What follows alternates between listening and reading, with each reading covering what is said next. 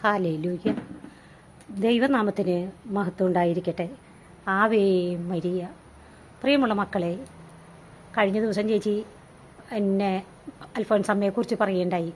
അൽഫോൻസമ്മയെക്കുറിച്ച് പറഞ്ഞപ്പം അതിൽ അവസാനം ഒരു ഭാഗം നിർത്തിയിട്ട് പറഞ്ഞു, അൽഫോൻസമ്മ നമ്മിൽ നിന്നും ആഗ്രഹിക്കുന്ന ഒരു പ്രധാനപ്പെട്ട പോയിന്റാണ് വിശുദ്ധിയിലായിരിക്കുക എന്നുള്ളത്.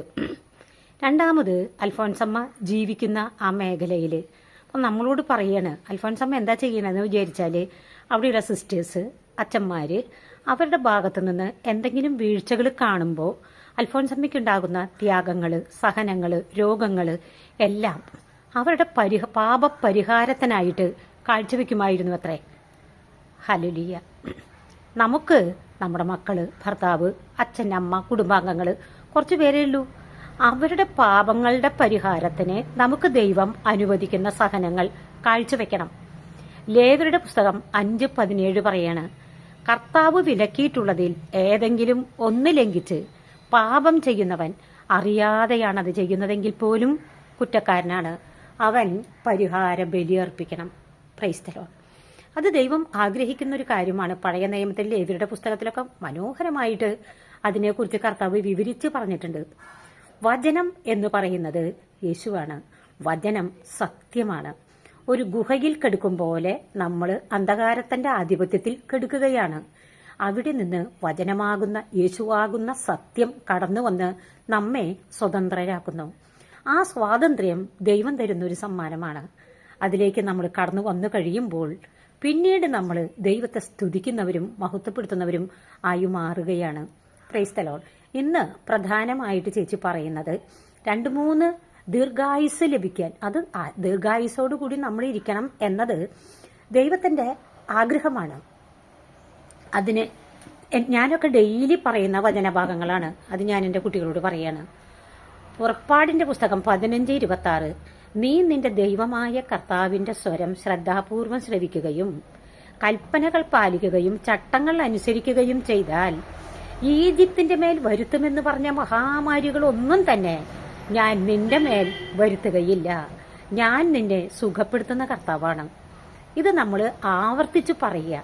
എന്നിട്ട് പറയുക, ഈ വചനത്തിന്റെ ആത്മീയ ശക്തിയാൽ എൻ്റെ മേലുള്ള, അല്ലെങ്കിൽ എൻ്റെ കുടുംബത്തിലെ, എൻ്റെ കുടുംബാംഗങ്ങളുടെ മേലുള്ള സകല പാപ, ശാപ, പൈശാചിക ബന്ധനങ്ങളും യേശുവിന്റെ നാമത്തിൽ വിട്ടുപോകട്ടെ എന്ന് ഞാൻ പ്രാർത്ഥിക്കുന്നു. Price the Lord. 2 പുറപ്പാട് 23, 25, 26. അതിങ്ങനെയാണ് പറയുന്നത്, നീ നിന്റെ ദൈവമായ കർത്താവിനെ ആരാധിക്കണം. അപ്പോൾ ഞാൻ നിന്റെ ഭക്ഷ്യവും പാനീയവും ആശീർവദിക്കും. നിങ്ങളുടെ ഇടയിൽ നിന്ന് രോഗം നിർമാർജനം ചെയ്യും. ഗർഭഛിദ്രമോ വന്ധ്യതയോ നാട്ടിലുണ്ടായിരിക്കുകയില്ല. ഞാൻ നിനക്ക് ദീർഘായുസ് തരും. നീ ചെന്നെത്തും മുൻപേ നിനക്ക് നേരിടേണ്ടി വരുന്ന ശത്രുക്കൾ എന്നെ ഭയപ്പെടാൻ ഞാൻ ഇടവരുത്തും. അവരിൽ ഞാൻ സംഭ്രമം ജനിപ്പിക്കും. അവർ പിന്തിരിഞ്ഞോടും. Praise the lord. ഇനി ദീർഘായുസ് ലഭിക്കാൻ രോഗാവസ്ഥയിലൊക്കെ ആയിട്ട് നമ്മൾ ഹോസ്പിറ്റലുകളിലൊക്കെ ആവുമല്ലോ. അപ്പൊ ഇങ്ങനെ പറഞ്ഞുകൊണ്ടിരിക്കുക.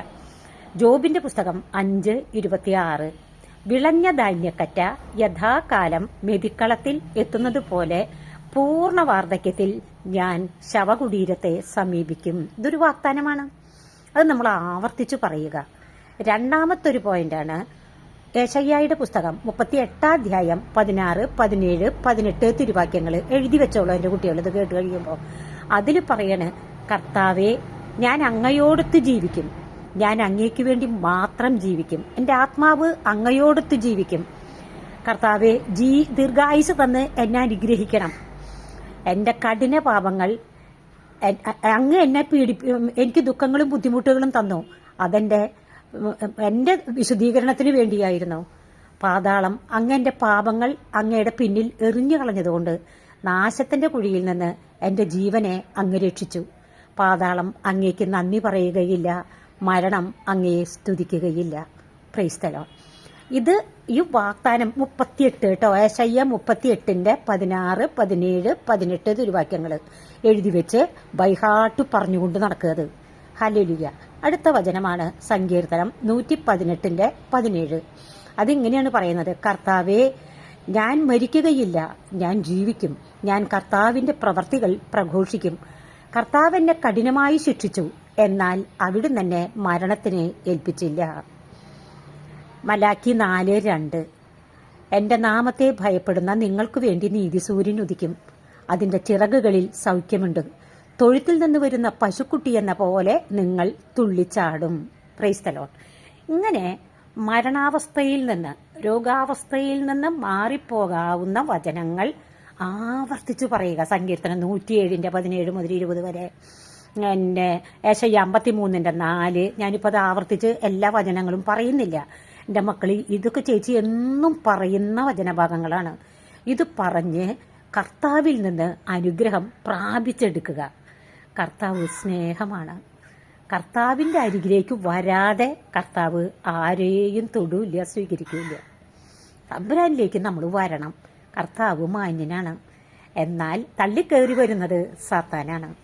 സാത്താൻ്റെ പ്രവർത്തികളെ നിർമ്മാർജ്ജനം ചെയ്യാൻ ദൈവത്തിൻ്റെ എല്ലാ ആയുധങ്ങളും, അതിൽ പ്രധാനപ്പെട്ടതാണ് ആത്മാവിൻ്റെ വചനമാകുന്ന വാളെടുക്കുക. ബൈബിൾ പഠിക്കുക. ബൈബിൾ എന്താണോ കർത്താവ് പറഞ്ഞിരിക്കുന്നത് അതിൽ നിന്ന് ഇടം വലം വ്യതിചലിക്കാതെ അതനുസരിച്ച് മുൻപോട്ട് പോകാൻ ശ്രമിക്കുക. അതിനുള്ള എല്ലാ അനുഗ്രഹങ്ങളും ദൈവം നമുക്ക് തന്നുകൊള്ളും, നമുക്കത് കിട്ടിക്കൊള്ളും. Praise the lord. ഹല്ലേലൂയ. ഒപ്പം തന്നെ എപ്പോഴും ജപമാല ചൊല്ലണം. ഇപ്പോൾ പലരും 15 നോമ്പിലായിരിക്കും. എല്ലാ ദിവസവും പറ്റാവുന്നിടത്തോളം 2-3 ജപമാല ചൊല്ലുക. പിന്നെ കർത്താവേ നന്ദി, കരുണക്കൊന്ത ചൊല്ലുക. ഇന്ന് ഒരു വയസ്സായൊരു മനുഷ്യനാണ്. അദ്ദേഹം പറയണ 1001 മണി കരുണയുടെ ജപമാല എല്ലാ ദിവസവും ചൊല്ലും അത്രേ. എല്ലാ ദിവസവും വിശുദ്ധ ബലിയിലും പങ്കെടുക്കും. അതുപോലെ ജപമാല ചൊല്ലും. ബൈബിള് വായിക്കാതെ ഉറങ്ങേയില്ല അത്രേ. അതൊക്കെ കേട്ട് കഴിയുമ്പോൾ തന്നെ നമുക്ക് കൊതി തോന്നും. ഇത്തരത്തിലുള്ള മനുഷ്യരും ഈ ഭൂമിയിലുണ്ട് മക്കളെ. അതായത് ഈ ഭൂമിയിൽ ജീവിച്ചിരിക്കുമ്പോൾ തന്നെ അവർ ദൈവരാജ്യത്തിന്റെ മുന്നനുഭവത്തിലൂടെ അവർ സ്വർഗരാജ്യത്തിലാണ് ഇവിടെ ജീവിച്ചുകൊണ്ടിരിക്കുന്നത്.